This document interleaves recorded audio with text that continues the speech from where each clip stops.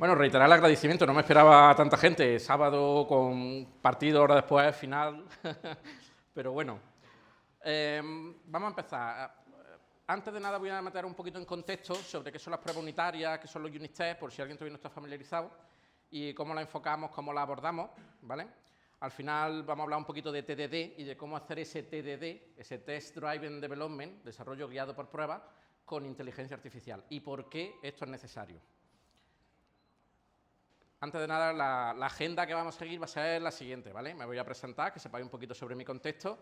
Vamos a introducirnos a qué es un error, porque decimos, bueno, vamos a hacer pruebas unitarias para protegernos de los errores, pero ¿qué es un error? Porque nos habrá pasado a todos que nos intentan levantar errores donde no lo hay, ¿vale? Y eso es una pelea constante en los equipos de desarrollo. Entonces vamos a intentar aislar qué es el error para saber cómo proteger eso con las pruebas. Después vamos a ver cuáles son las expectativas que queremos alcanzar al hacer nuestras pruebas unitarias, qué es una prueba unitaria.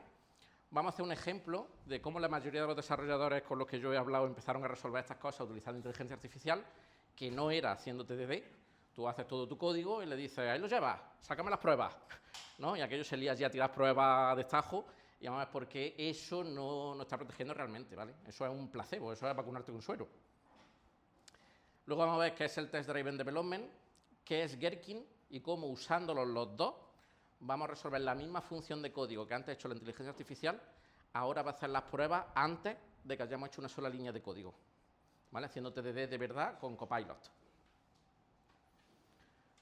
Bueno, pues presentándome, yo nací siendo un backend .NET developer en mi carrera, aquí en Jaén. Me he formado en Jaén, soy nacido en Jaén, telemática en Linares, que ya me disculparán los que, ¿vale? Que no había aquí en Jaén telemática. Y enseguida empecé mis prácticas en AM System, aquí en Jaén, acabé marchándome a Málaga a buscar nuevas oportunidades profesionales. En Málaga tuve la oportunidad de que me dieron el trabajo en remoto, antes de pandemia. Yo soñaba con este tipo de trabajo, pensaba que era algo inalcanzable y me cayó. Entonces, gracias a trabajar desde casa y poder enfocarme, pues conseguí alcanzar posiciones de software engineer, ¿vale? Ingeniero de software. Y lo quiero separar del developer, y creo que le tenemos que dar mucho énfasis nosotros los desarrolladores a que no seamos solo picateclas y ponernos en valor nosotros mismos, ¿vale? Y al final, ¿qué es un ingeniero? Un ingeniero de química, un ingeniero industrial, un ingeniero mecánico, un ingeniero de cualquiera de las disciplinas. ¿Qué une a toda la ingeniería? ¿Alguien da una definición de qué es un ingeniero?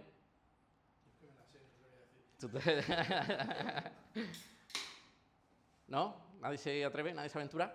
Alguien que crea algo. ¿Alguien que crea algo? ¿Vale? ¿Haciendo qué? ¿Qué uso? ¿Cómo consigue crear algo? Esto fue una pregunta que me hizo un profesor de la carrera, le guardo muchísimo cariño, un profesor de electrónica analógica, era muy duro con nosotros y nos hacía unas preguntas siempre súper interesantes. Si nos vamos al diccionario, ingeniero es persona que discurre con ingenio para alcanzar una solución a un problema utilizando la herramienta a su alcance. Entonces, cualquiera que utilice el ingenio se puede considerar ingeniero. A ver, las titulaciones también, ¿vale? Te dan base, te dan contexto, te dan formación, te dan herramientas. Todo eso es necesario, pero también hay mucha gente que pasa por las carreras de ingeniería de puntilla y sale de allí sin haber aplicado el verdadero músculo del ingeniero, el ingenio. ¿Vale? Al final salimos de la carrera habiendo hecho los exámenes, sota, caballo y rey, toma tu título. Bueno, a ver, ¿vale? Hay que saber llevarse esas herramientas que nos dan, abrir la mente y ver cómo la utilizamos en nuestro día a día, ¿vale? Y esto no va a ser sistemático, esto se trata de abrir la mente, ¿vale? Producto de esa carrera decidí especializarme en DevOps. Me hice un máster de DevOps, Cloud Computing y automatización de producción de software. Porque tú te pones a desarrollar código y eso lo quieres ver funcionando en un entorno productivo. Entonces, ¿cómo paso de mi máquina a un sitio en el que mis clientes puedan estar utilizando eso sin tener que estar haciendo conexiones SSH, FTP, sin tener que andar moviendo ficheros? Pues DevOps era la solución. Y me formé en eso y me hice un máster. Desde luego, bueno, trabajamos con Agile desde que aterricé en Málaga, empezamos a utilizar metodologías ágiles, soy un fiel defensor de ellas y se utilizan bien, hay de todo en la villa del señor, ¿vale? Hay gente que dice que aplica el agilismo, pero que solo lo utiliza como un waterfall enmascarado para meterte presión cada muy poco tiempo. Si aplicándolo bien es una gran herramienta. Nosotros estamos cada 2 sprints entregando valor a un ritmo más o menos bueno, hay épocas de más presión, épocas de menos presión, Y bueno, quien me siga por LinkedIn verá un montón de publicaciones de este tipo de cómo aplicar bien estrategias de desarrollo. Y pues, producto de toda esa carrera, me surgió la oportunidad de dar clase en un máster que estoy en Immune Technology Institute, online, es un centro de estudios en Madrid, en castellana, pero muchas de las clases se dan en remoto para poder abarcar no solo España, también damos clases al extranjero, de 7 a 10 de la tarde, para poder compatibilizar con el trabajo. Vale, en este caso el máster es de Cloud Architecture y DevOps Management. Yo estoy en el módulo de la parte de DevOps. Hay profesores que ven las 3 nubes y os podéis certificar en las principales certificaciones de Cloud, tanto las Associate como las Professional, en cualquiera de las 3 nubes con este máster. Bueno, pues ya hemos visto qué es un ingeniero, ahora vamos a ver qué es un error. ¿Alguien se lanza a acotar el término de error? El otro día le preguntaba yo a un alumno en el máster y me decía algo así como: un error es un acontecimiento inesperado, espontáneo, que hace que tu sistema deje de funcionar. Y digo, bueno, vale, eso a todas luces es un error. Pero también hay errores silenciosos, errores que no detectamos, que están ahí hasta que alguien se da cuenta, que pueden perjudicar tu imagen de marca, tu equipo, o que incluso le pueden estar haciendo perder pasta a tu cliente sin saberlo. La función que vamos a ver hoy es un ejemplito de cómo podríamos perder pasta con un error silencioso. ¿Vale? Es un ejemplo docente, ¿vale? No es un caso real, pero es un error silencioso de los que vamos a querer mitigar. Entonces, ¿qué es un error? A mí me gusta decir que es la distancia entre lo que esperábamos y lo que obtuvimos. Al final se define por expectativas. ¿Cuántas veces nos ha pasado desarrollando en nuestros diferentes equipos que lancéis a cabo una implementación, la entregáis, qué contento estoy, ya he terminado, lo he hecho en plazo, en tiempo, en forma, todo correcto? Y llegan y os dicen, no, es que esto no se tenía que comportar así, se tenía que comportar así. Y dices, vaya hombre, eso yo no lo sabía. Y te logan un error, te logan un bug. Y dicen, ala, resuélvelo. Pues yo lucho activamente contra eso y tengo unas peleas con mis product owners, por mis stakeholders y toda esta gente por este tipo de cuestiones que ni os imagináis. Claro, porque si no está definido, si no tienes una expectativa de que eso tenía que ser así, no puede ser un error. ¿Vale? Eso es un gap de análisis, un issue de interpretación, un chain request, ¿no? Que veo por aquí a alguien afirmando que eso no es un error. ¿Te ha pasado mucho? Todos los días, ¿no? Todos los sprints. ¿Vale? Pues entonces, os animo a luchar contra eso, ¿vale? Os animo a luchar contra lo que es un error y lo que es un gap de análisis, lo que es un hueco en los requerimientos. Que te lo voy a resolver, te lo voy a resolver igual, pero no me lo hagas como estadística de error.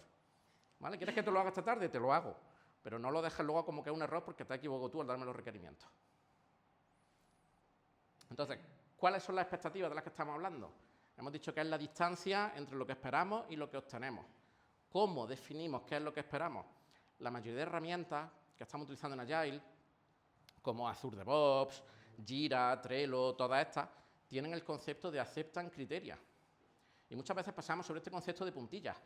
El campo de acceptance criteria. Bueno, yo lleno la descripción y me dejo la acceptance criteria por ahí. Al final lo acceptance criteria, si lo lees tal cual, criterio de aceptación. Cuando tú entregas un trabajo, estos son los criterios que sirven para definir lo que está bien hecho. Si no hay un criterio y luego te dicen, no te la acepto, esto es un fallo porque no estaba aquí. Bueno, mira, si yo cumplo con los criterios de aceptación, eso es un trabajo bien hecho. Lo que no te gusta a partir de ahí, o era negociable o me lo hubieras definido. ¿Vale? Entonces, os animo, bueno, tampoco es que vayamos a librar una lucha aquí en rebelión contra esas cosas, pero a poquito a educar a nuestros interlocutores en ello, ¿vale? A la parte funcional de nuestros equipos. Pues ya sabemos lo que son los errores, sabemos lo que son las expectativas. ¿Qué son las pruebas unitarias? Las pruebas unitarias son unas pruebas que se hacen a nivel de función, a nivel de método, dentro del código, en las tripas del código, que sirven para hacer una comprobación de caja negra. Bueno, algunas veces no son de tan caja negra. Se supone que tú tienes una función con unos parámetros de entrada que devuelve una salida. Pues si yo te paso unos parámetros de entrada, esperaré que me dé cierto resultado, independientemente de cómo lo resuelva internamente. Por eso digo lo de caja negra. ¿Vale? Da igual cómo hayas resuelto esa funcionalidad, que la salida tiene que ser la que tú esperas ante unos inputs. Y una prueba unitaria no hace ni más ni menos que eso. Tiene un patrón que es AAA, arrange, act, assert. Precondiciones, acto, la llamada en sí a tu función, y assert para validar lo que la función ha resuelto o ha hecho o ha transformado en tu objeto o lo que sea. Algunas veces estas funciones están llamando a otras funciones, tienen dependencias internas. Esto tenemos que intentar mitigarlo, reducirlo al máximo. A esto nos acercamos con programación funcional, con principios SOLID, con responsabilidad única, diferentes estrategias. Si tienen dependencia interna, tenemos que sacarlas de la ecuación de los tests, las moqueamos. Decimos, mira, si tú tienes que llamar aquí y cuando eso te devuelva esto, tú tienes que hacer tal, ese que tu dependencia devuelva tal cosa, lo fuerzas. Porque la dependencia no es tu sistema bajo prueba. Tu sistema bajo prueba en un unit test no es el conjunto de la implementación, es ese método, esa función. Esa dependencia que tiene ya la probarás con su propio unit test, ¿vale? Entonces la moqueas. Vamos a suponer el siguiente escenario para el ejemplo que os voy a plantear. De esta terminología hablo ahora un poquito después. Es Gherkin, ¿vale? Es el lenguaje Given When Then. El escenario que vamos a plantear es el siguiente. Dado que tengo un artículo a un precio y un descuento de temporada de un 10% y un descuento para usuarios premium de un 5%, cuando un usuario compra el artículo, entonces debe aplicarse el descuento de temporada si es temporada y debe aplicarse el descuento premium si es usuario premium. Debe aplicarse después el descuento premium, ¿vale? Entonces, con esto, pues llegamos y definimos una función como pudiese ser esta. Get price with discount. Dame el precio con descuento. Te doy el precio, te doy los dos booleanos de si aplica el descuento de temporada y si aplica el descuento de si es usuario premium, que lo habremos calculado en otras funciones antes de llegar aquí, ¿vale? Por el principio de responsabilidad única. Los precios podrían estar en variables de entorno, o podrían pasarse por parámetros, en fin, lo de menos, ¿vale? Es un ejemplo docente. Todo eso que está en grisecito me lo ha propuesto la inteligencia artificial solo por la firma del método. Esto me lo ha propuesto Copilot, la versión gratis de Copilot. Solo con una buena descripción, que sea autodescriptiva y unos parámetros de entrada. Yo le he puesto aquí un par de descuentos y él me ha dicho, si aplican los dos, súmalos los dos, porcentaje, al precio y réstale el descuento. Luego me ha dicho si solo aplica el descuento por tiempo, si solo aplica el descuento por premium, va haciendo todas sus cuentas y si no aplica ninguno, pues devuelve el precio sin descuento. Copilot, yo no he picado ahí una sola línea. Me gusta, pues le doy a tabular y se lo traga, ¿vale? Y ya tengo mi implementación. Esto que veis aquí abajo es el chat de Copilot. Y solo poniéndole /tests te hace todos los unit tests de esa función. Y tú no te tienes que preocupar de nada, ¿vale? Esto es lo que se viene haciendo desde que soy inteligencia artificial y nos volvimos locos con ella al principio. Bueno, ahora también estamos muy locos. Pero sobre todo al principio fue aquello un boom, venga todo el mundo allí comando /test para todo. ¿Qué ocurre cuando lanzamos el comando /test para este código en el caso de .NET con los unit tests con XUnit, ¿vale? Esto sería extrapolable a otras tecnologías, a otros frameworks, etc. Pues me ha hecho esta funcioncita que veis aquí. Esto es un theory que es para aplicar una serie de casos de prueba a mi función. En cada inline data es un escenario de prueba donde tengo 4 parámetros que aplican a los 4 parámetros de la función. De forma que al final, ¿qué tengo? Un precio de 100 que aplica los 2 descuentos y mi precio esperado. Cuando se lo pasa a la función, tienes tus 3 parámetros de la función y el precio esperado que lo vas a comparar en igualdad con el resultado, ¿vale? De forma que si me aplican los 2 descuentos, pues 10% y 5%, 15%, me sale un precio de 85. ¿Vale? Pues 100 a 85, pasan las pruebas, ejecutamos, 4 casos de prueba pasados exitosamente. No hemos picado nada más que la firma del método. Copilot se ha hecho cargo de todo. Tan contentos que estamos. Por la siguiente función. Pues muy bien, antes de pasar a la siguiente función, vamos a repasar cuál era nuestro escenario. ¿Vale? Nuestro escenario era que el descuento de temporada se tiene que aplicar si es temporada y después de haberse aplicado, se tiene que aplicar el descuento de usuario premium. El resultado de un precio, aplicarle el 10% y sobre el precio resultante aplicar el 5%, no es lo mismo que aplicar el 15% inicial. La inteligencia artificial ha patinado. Ha patinado porque nosotros hemos patinado. No le hemos dado contexto de nuestros requerimientos a la inteligencia artificial. ¿Vale? Pues si esto lo resolvemos utilizando TDD, que vamos a ver ahora lo que es, como primero tienes que pensar en las pruebas que tienes que hacer y después en la implementación, la inteligencia artificial va a tener mucho más contexto de cómo tendría que haber resuelto este problema. Porque la pobre no es culpable, no le hemos dado ningún tipo de información sobre cómo resolver, le hemos dado una firma de un método y ella ha hecho pues lo que ha interpretado. ¿vale? Entonces, ¿qué es TDD? ¿Conocéis el TDD? A ver, mano arriba, todo el que lo conozca. ¿Cuántos lo aplicáis de verdad en vuestro día a día? Sí, sí, muy bien. Vale, pues bueno, para TDD, para los que no habéis levantado la mano, Test Driven Development, ¿vale? Desarrollo guiado por prueba. O también conocido como Red Green Refactor, ¿vale? Y es seguir ese flujo que estáis viendo ahí. Trazáis vuestra firma de vuestro método. Le hacéis los tests que va a tener que superar antes de empezar a implementarla. La firma tiene que existir, si no el test no puede referirse a ningún método, ¿vale? Entonces, escribís unos tests que van a pasar en rojo. Los escribís, no hace falta que lo ejecutéis, sabéis que van a pasar en rojo. Después implementáis el código necesario para que esas pruebas se superen. Entonces, comprobáis si las pruebas pasan en verde. Y si todo va bien, pues si al código le hace falta alguna refactorización, pues se lo hacéis, lo limpiáis y vuelta al ciclo para otra función. ¿Vale? Pues esto vamos a ver cómo alimentar, darle contexto a la inteligencia artificial para que resuelva el caso. Para ello nos vamos a valer de Gherkin. ¿Qué es Gherkin? Gherkin es el lenguaje del given, when, then. Es un lenguaje ubicuo. ¿Qué significa que es un lenguaje ubicuo? ¿Cuántas veces os ha pasado que hablando con la gente funcional de vuestros proyectos están utilizando un lenguaje legislativo o cercano al negocio o un lenguaje muy específico del caso de uso que se aleja mucho del lenguaje técnico y debido a ello tenéis malas interpretaciones, tenéis malentendidos? O al revés, les queréis decir, mira, esto lo voy a resolver así, así o así, y empecéis a decirle, te voy a aplicar una condición por aquí con un flag allí en una columna en la base de datos para que no sé qué y no sé cuánto. Y dice el funcional, bueno, tú haz lo que tú quieras que eso tire para adelante, ¿no? ¿Pasa o habéis encontrado con estas situaciones? Malentendidos, malinterpretaciones. Pues un lenguaje ubicuo trata de acercar a las dos partes. Trata de acercar la semántica a la hora de expresaros para minimizar los malentendidos y las malinterpretaciones. Y de ahí nació Gherkin. Es un lenguaje en el que tú defines las precondiciones, tantas como sean necesarias, defines las acciones, que puede ser una o n, y defines el outcome, que tiene que ser validado con el then. Defines el resultado. Entonces, esto nos lo puede dar un product owner a muy alto nivel en una user story, ¿vale?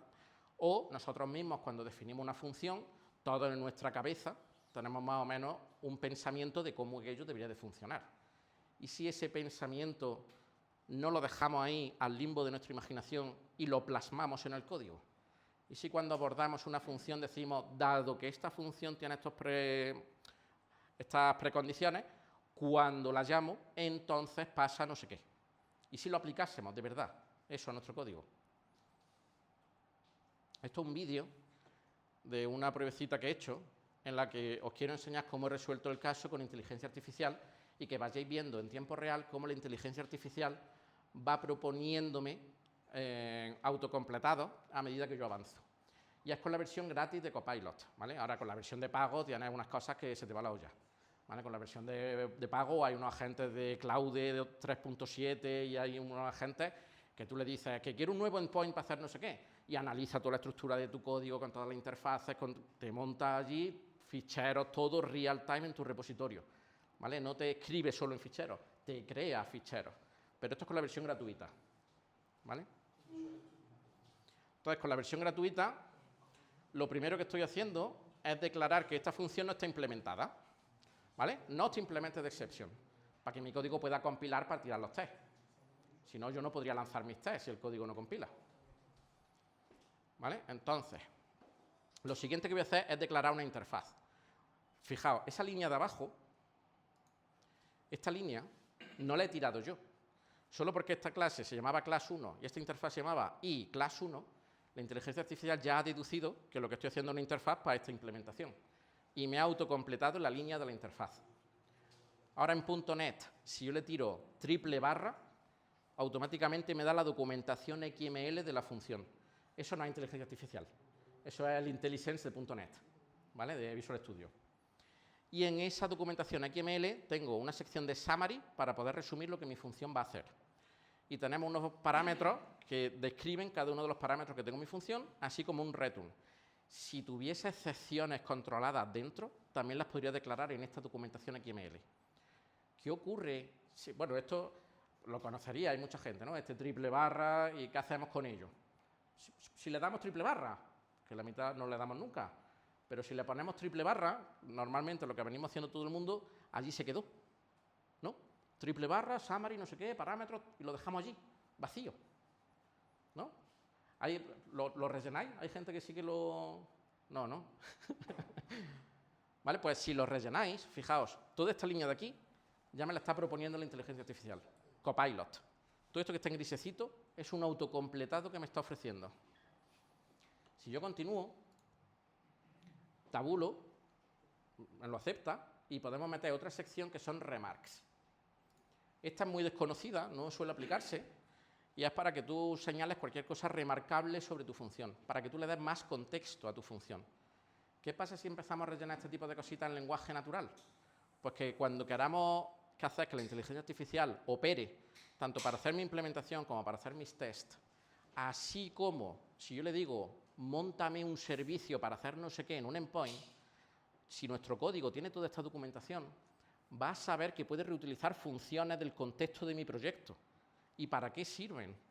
Y se va a alimentar de ello para hacer una mucho mejor implementación en lugar de hacer todos los métodos nuevos reinventando la rueda. Entonces, si yo alimento todo esto, le estoy diciendo, oye, que si tengo este booleano y es true, voy a aplicar un descuento de un 10%.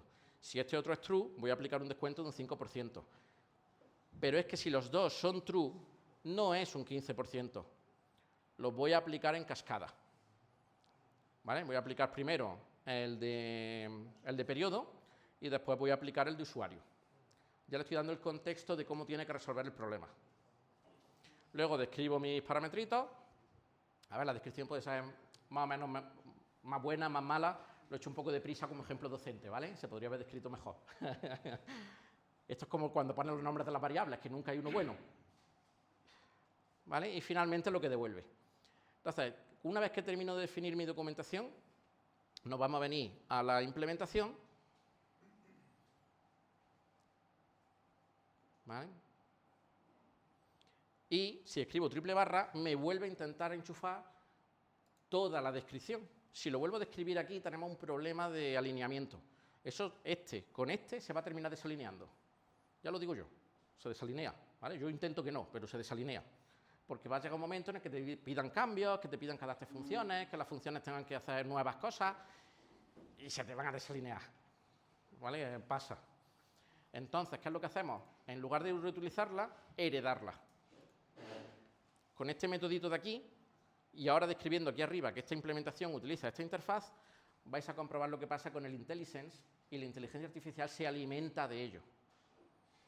Mirad, salen directamente las descripciones, todas estas descripciones son las que tengo declaradas aquí arriba.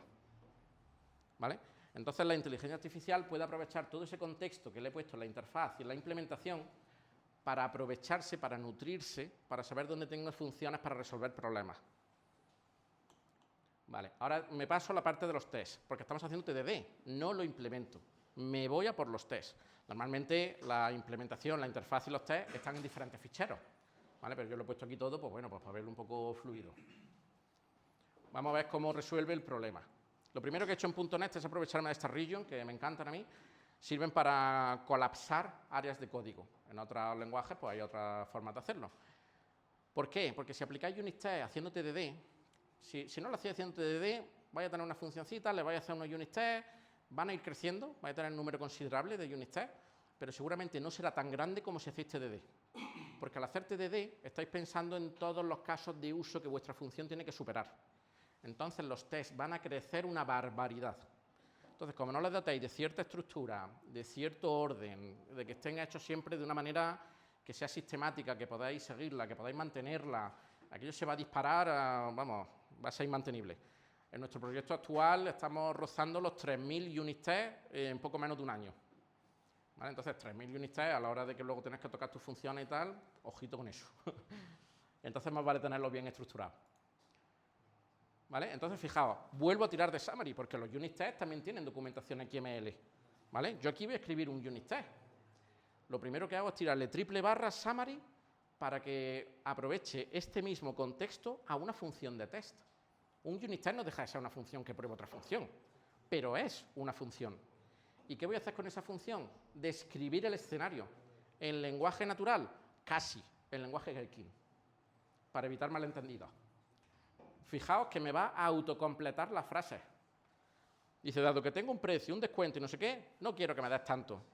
Te voy a decir, dado que tengo un precio que es 100 y el descuento de temporada es true y el descuento de usuario es false, me las está autocompletando todas, ¿eh? Yo solo estoy poniendo and. Y él me va tirando cosas. Algunas requieren un poquito más de corrección, otras un poquito menos de corrección, ¿vale? Hasta que llega un momento que le digo when, y ya sabe, como tengo aquí el título, sabe a cuál va a llamar. Then, el descuento tiene que ser 100. Describo la etiqueta de mi unit test, public, y ahí está. La inteligencia artificial me ha autocompletado todo el test. No he picado una letra. He puesto el fact, el public, y me ha hecho toda la estructura. Espérate que quito de aquí el cartelito. ¿Vale? Arrange, act, assert. Ha utilizado los parámetros que están descritos en mi Gherkin. ¿Vale? Intenté utilizar la inteligencia artificial de una forma sistemática, porque ¿a cuántos os habrá pasado? Que tiras un prompt y dices, hostia, qué bien me ha ido este prompt, esto es la panacea. Vas a la siguiente función, le quieres tirar el mismo prompt y aquello no vale ni... Bueno, iba a decir una barbaridad. ¿Vale? Y dices, uy, ¿y si pruebo con este otro prompt? Oh, tampoco me gusta, lo borro. Voy a probar con este otro prompt. Si lo hubiera hecho tú, ya lo habría hecho. ¿No? Pues nosotros en el trabajo le pedimos a nuestros product owners 3 o 4 días, está aquí Diego que estuvo conmigo trabajando en ese punto, le pedimos 3 o 4 días a nuestros product owners de decirle, oye, mira, estamos trabajando más rápido, que buena historia sois capaces de darnos. Os damos 3 o 4 días para que hagáis la historia. Y así nosotros dedicamos esos 3 o 4 días focus a encontrar una forma sistemática de hacer unit test aprovechando la inteligencia artificial para que seamos más productivos. Yo pensaba que aquello iba a ser una negociación dificilísima, insufrible, y lo que nos dijeron fue sí a la primera. Así que estuvimos 3 o 4 días focus a explorar diferentes formas para que la inteligencia artificial sea sistemática para darnos buenas respuestas. Y lo que está ocurriendo aquí es que entre el prompt de la interfaz y el prompt de mi test tiene una información súper precisa para resolver mi problema. Y eso funciona de forma sistemática. ¿Vale? No le estoy pidiendo un prompt al chat de Copilot que podría seleccionar la función y pedirle a Copilot un prompt por escrito en su chat, decirle, oye, que dependiendo de no sé qué, resuélveme no sé cuánto y patatín, patatán. Pues nada, con esto tiene todo el contexto que necesita.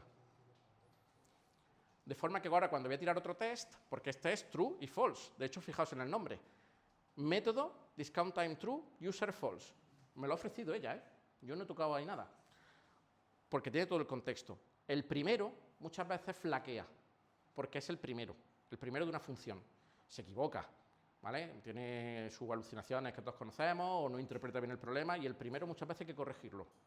En este caso es que es una función muy básica, pero en funciones más complejas, el primero tienes tú que trapichear y tienes tú que toquetearle, normalmente, ¿vale? Aún con todo ese contexto. Pero una función nunca tiene un solo caso de uso, siempre tenemos alguna bifurcación, ¿vale? Siempre tenemos múltiples casos. Pues a partir de ese momento, cuando lo sigues haciendo, sí es capaz de detectarte las bifurcaciones con muchísima precisión. ¿Vale? Fijaos que aquí era true, aquí ya es false. Aquí era false, aquí ya es true. ¿Vale? Me está haciendo el caso opuesto. Donde antes aplicaba un descuento, ahora está aplicando el otro. Ya me ha dicho que es 95 porque aplica el 5% de usuario. Public, pum, test. El nombre me lo he invertido con respecto al nombre anterior y me tiro por otro. Summary, descripción, solo escribo given, escribo and, escribo otro and, escribo otro and, y ella me va proponiendo los autocompletados.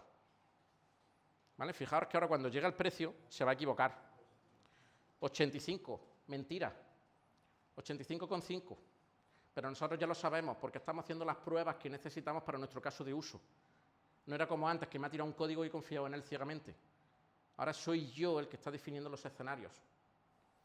Pues como ya tengo todos los escenarios, borro, intro, ahí va. Esta propuesta que me está haciendo es distinta de la propuesta inicial que me hizo.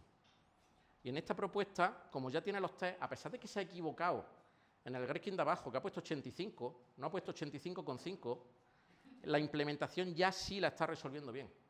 Está aplicando los descuentos en cascada, porque tiene un unit test que sabe cómo tiene que ser resuelto. Y eso es súper importante. ¿Vale? De la otra manera, pues yo cuando Nosotros en los chapters tenemos en el trabajo unas sesiones por la mañana y los jueves tenemos uno de desarrollo y arquitectura y demás.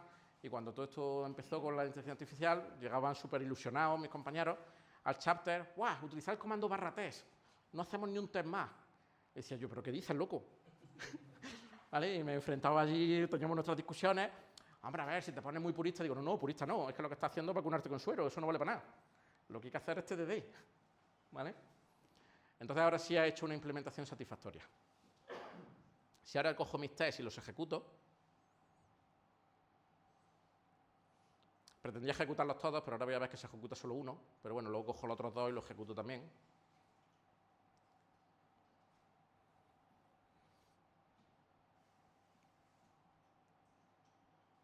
Vale, ya está aquí ejecutándose. Verde, cojo los otros dos. Verde. Me ha faltado una prueba, ¿vale? Que no la he capturado en el vídeo, que es el caso de que los dos sean false, que en ese caso devuelve 100.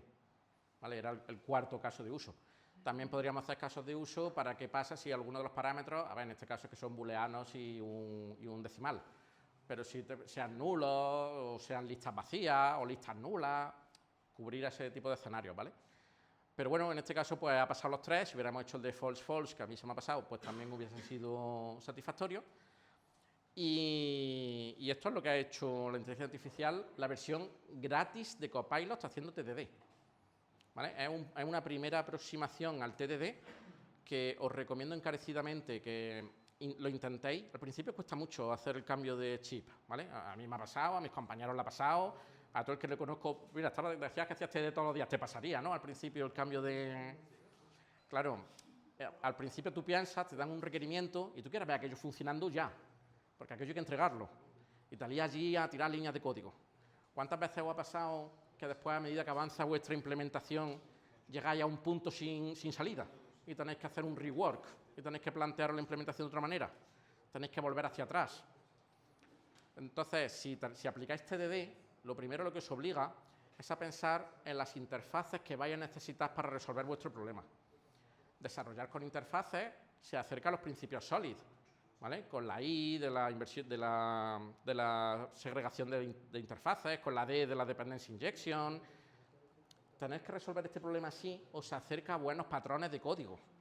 Que tengáis en la capa de servicio un montón de métodos que llaman a capa de dominio donde resolváis vuestra lógica, os acerca a la arquitectura hexagonal, os acerca a la arquitectura de N capas, os acerca a un montón de patrones buenos de buenas prácticas. Entonces tenéis que resolver esto no es solo para tener mejor calidad, es porque si hacéis esto, si lo intentáis e intentáis conseguir que esto funcione, vais a crecer como desarrolladores, ¿vale? Vais a pasar de ser desarrolladores a ser ingenieros de software, porque vais a pasar de que consideren que sois alguien que está picando teclas para implementar funciones a pensar en qué funciones tenéis que implementar para resolver un problema de negocio, ¿vale? Entonces, si pensáis solo en las funciones, hacéis todas las interfaces que necesitáis y las tiráis en una capa de servicio, da igual que no estén resueltas, esa es la solución a vuestro problema. Y luego, ¿quién las tiene que resolver? Pues o la resuelve la inteligencia artificial o la resuelve el becario, ¿vale? Eso va así. ¿Vale? El último que llegó al equipo es el que le pone a picar los métodos. Entonces, si cuanto antes empecéis a querer resolver así estos problemas, antes despegaréis vuestra carrera. Pues eso era todo lo que tenía para contaros.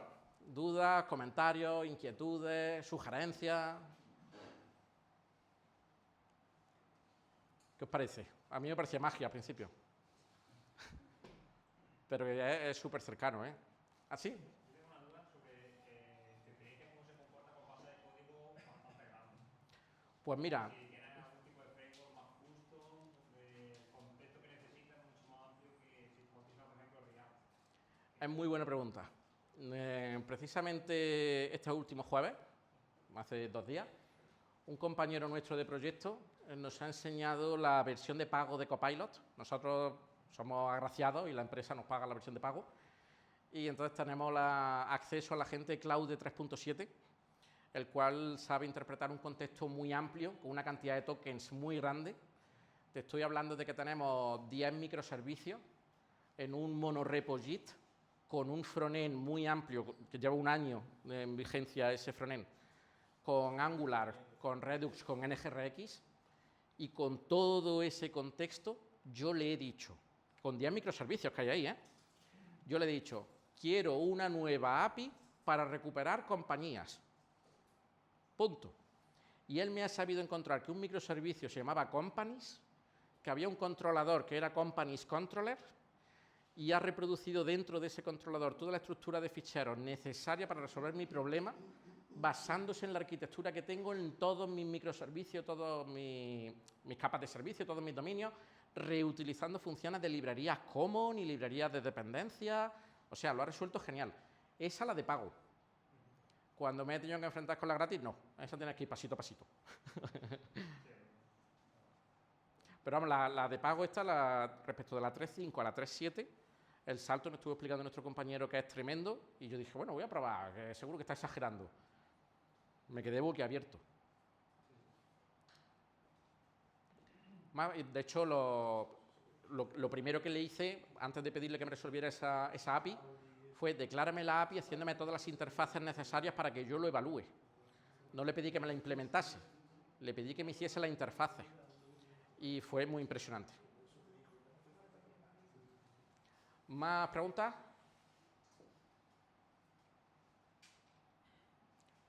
¿Qué? ¿Pensáis alguien que no hiciese un TDD se anima después de lo visto a tirarse a ello a la piscina?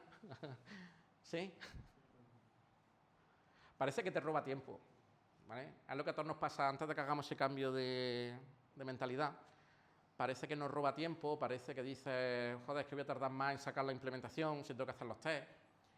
Pero es que si tienes los test hechos, finalmente cuando tú ya veas toda la interfaz, con todas las pruebas que tiene que superar, hacer la implementación, aunque no tengas inteligencia artificial, es que va a ser cosa de cantar. Es que la propia declaración de interfaces te ha obligado a pensar en cómo lo vas a resolver. Ese ratito de análisis que inviertes al principio te ahorra luego tanto trabajo que compensa respecto a ponerse a tirar líneas de código al principio. Estoy trabajando como tech art leader en un equipo donde hay varios desarrolladores de backend, porque yo de frontend ni idea, partiendo de esa base, ¿vale? Yo de todo esto de Angular, React y tal, yo ni idea, yo cero patatero. Me meto en el back. Y entonces tengo un equipito de desarrolladores de backend dedicado a la parte más de web, y entre ellos tres se declaran antes de empezar una user story todas las interfaces, antes de empezar a implementarlas. Se declaran todas las interfaces, hacen todos los tests de todas las funciones, no los tests de una función y luego la implementan, no. Todos los tests de todas las funciones y luego, como mucho, al día siguiente, en 8 horas, lo tienen todo resuelto. Implementaciones muy complejas. A lo mejor han dedicado el análisis y a hacer toda esa estructura y todos esos tests un par de días y al siguiente día está resuelto. ¿Vale? Es que agiliza, al principio parece que eres más lento, pero agiliza no podía hacer una idea cuánto, ¿eh? Hasta que no lo ves tú no te lo crees. Yo sé que os estoy contando esto y cuando a mí me lo contaron dije, anda ya. ¿Vale? A mí me han dado este discurso y yo he dicho, anda ya. Hasta que no te pones tú a probarlo, de verdad no te das cuenta del beneficio que supone, ¿vale? Os animo a ello porque he pasado por backend developer, sin software engineer, ni lead, ni equipo, ni leche. Yo picando teclas. Y no me creía estos discursos. Y una vez que te pones a experimentarlo, la productividad sube una barbaridad. Y además, la segunda lectura es lo que te has dicho. O sea, la diferencia es que los picateclas van a desaparecer. Exacto. O sea, si no avanzas hacia esto, si no te centras en pensar y en resolver el problema o cómo estructurar el problema en clases, en funciones, etcétera, tu trabajo está muerto, porque la inteligencia artificial, lo hemos visto ahí, Te lo ha picado. hace la inteligencia artificial. Tú tienes que pensar cómo solucionar el problema, qué funciones tienes que montar, qué clase necesitas, qué arquitectura, y el resto te lo va a hacer la inteligencia artificial. Claro, ha habido un momento de pánico en nuestro equipo cuando empezó con todo esto de nos va a dejar sin trabajo, vamos a comprar unas hectáreas de olivar para sacarle renta al campo. Vale, por ahí hemos pasado. Y al final la respuesta no es que nos vaya a dejar sin trabajo, ni vaya a reducirse equipos de 8 personas a 3. La diferencia es que antes el equipo de 8 hacía un trabajo, ese equipo de 8 va a hacer un trabajo por 4 o por X, ¿vale? Esa es la diferencia. Vamos a entregar mucho más. El otro día veía por LinkedIn una entrada de un CEO de una empresa que está haciendo una IA de bienestar y Pedro, el apellido, no, Pedro Claveria o algo así me parece que es el apellido. O sea, Pedro sé qué es, el apellido es lo que se me ha ido. y ponía un post hablando sobre los ingenieros. Sacaba una foto de la Escuela de Ingeniería de Madrid, una de ellas, y decía que había alguien, no sé si era otro CEO de otra compañía, que decía que los ingenieros íbamos a desaparecer. Y él decía que, claro, ¿quién hace los data centers para que la inteligencia artificial funcione? ¿Quién construye los ordenadores? ¿Quién construye el AVE? ¿Quién construye ingenieros? Los ingenieros no vamos a desaparecer. Lo que va a pasar es que vamos a incrementar nuestra productividad. ¿Vale? Y eso es lo que tenéis que intentar centraros en saber cómo resolver los problemas complejos de las necesidades de negocio. No en tengo que picarme una función. La función la va a picar. Esto es como un ejército de Minion a vuestro servicio. ¿Vale? Tenéis un puñado de desarrolladores juniors con vosotros. ¿Vale? ¿Más preguntas? Dale, Sergio. Para proyectos nuevos está claro que es muy útil, pero ¿qué recomendación tienen proyectos ya existentes con mucho código que no tengan test? Empezar a hacerlos con la siguiente función que haya que hacer. Deuda técnica. Claro. Sí, por ejemplo, esta de Cloud 3.7, yo ahora estoy arrancando un proyectito personal que no tengo tiempo para sacar por el trabajo y por las clases y por todo, y entonces lo estoy haciendo sin test. Estoy tirándome piedras contra mi propio tejado. Entonces, ¿qué es lo que estoy haciendo? Aprovecharme de la inteligencia artificial de pago, porque es que la he descubierto el jueves, es que no la había descubierto antes. La de pago, esta que os digo, de Cloud 3.7, en ese proyecto donde tengo una base de funciones bastante amplia, sin test, le he dicho, oye, que los quiero, que a partir de ahora no quiero una función sin test. Brum, y me ha nutrido todo el proyecto. Entonces, si en esos proyectos on-premise, donde no tenéis este tipo de cosas, alguien invirtiese en pagar la licencia de este tipo de agentes de pago, es que de un día para otro, que digo de un día para otro, en minutos, tendríais hechos todos los test. Y a partir de tendríais hechos todos los test sobre un código que puede ser incorrecto, ¿vale? Pero al menos ya tenéis una primera base. Si a partir de ese momento cada función nueva que metáis en ese proyecto on-premise ya la hacéis con TDD, ya tenéis mucho ganado. Claro, además, si empieza a hacer TDD en lo nuevo ya, claro, se va a alimentar del contexto de lo nuevo que estés haciendo y va a ser mucho más fácil que lo que ya tienes hecho decirle, nada. Exacto. Mira, ya están por ahí las pizzas. Sí, decía yo a Sergio que todo lo nuevo que arranque, que ya lo hagas con TDD, aunque lo viejo no lo tenga. ¿Y lo viejo nada? ¿No hay ninguna solución mágica? Cuando tengas mucho de lo nuevo te va a hacer lo de viejo automáticamente, no va a tener que hacerla. De hecho, lo que comentaba, si invertís en el agente de pago, no en la licencia free de Copilot, sino en el agente de pago, yo tenía un proyecto que no tengo tiempo de sacarlo adelante y entonces comentaba que no estoy haciendo unit test, estoy tirándome piedras contra mi propio tejado. Porque este de pago lo conozco desde el jueves. Pues le he pedido que me lo nutra, que no sería lo correcto, pero al menos yo tengo una primera base. Y me lo ha hecho todo en minutos. Ya tengo todos los tests del proyecto, que llevo con él unos mesecitos, pero sacándole tiempo por las noches y los fines de semana. Y me lo ha nutrido todo en minutos. ¿Qué pasa a partir de ahí? Pues que como ya la tengo, lo voy a hacer todo con TDD. ¿Más preguntas o nos tiramos a por las pizzas? Vale, pues terminar. Quien quiera puede encontrarme, ¿vale? En LinkedIn. Preguntas por mensaje a través de LinkedIn. No tengo Instagram, ¿vale? Así que me vais a tener que encontrar por aquí. Y publico todos los días. Y tengo un newsletter semanal sobre prácticas de DevOps en todo el marco de Agile, ¿vale? Desde la planificación, testing, software engineering, CI/CD con infraestructura como código y Azure DevOps para desplegar la nube. ¿Vale? Voy publicando sobre ello por si tenéis curiosidad, queréis preguntarme, oye Ramón, tengo tal problema, ¿cómo lo resolverías tú? ¿O qué me recomiendas? Feel free. ¿Vale?